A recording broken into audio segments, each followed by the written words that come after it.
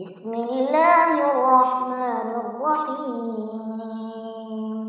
يسبح لله ما في السماوات وما في الأرض الملك القدوس العزيز الحكيم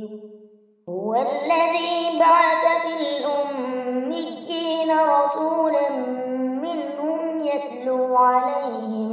يتلو عليهم آياته ويزكيهم ويعلمهم الكتاب والحكمة وإن كانوا من قبل لفي ضلال مبين وآخرين منهم لما يلحقوا بهم وهو العزيز الحكيم ذلك فضل الله يؤتيه من يشاء والله ذو الفضل العظيم مثل الذين حملوا التوراة ثم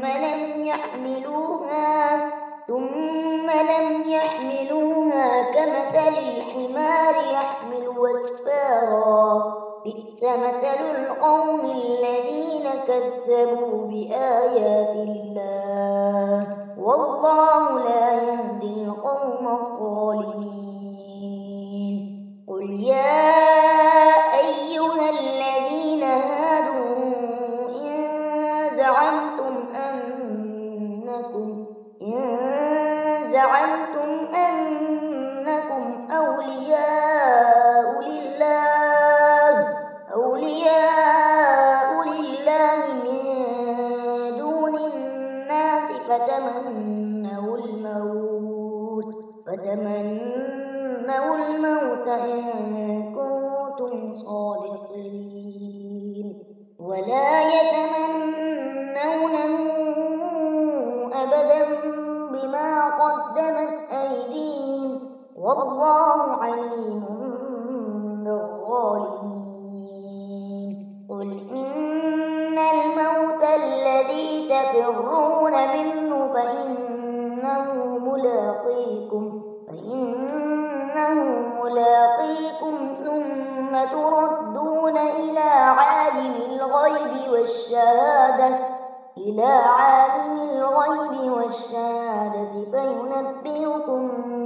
بما كنتم تعملون يا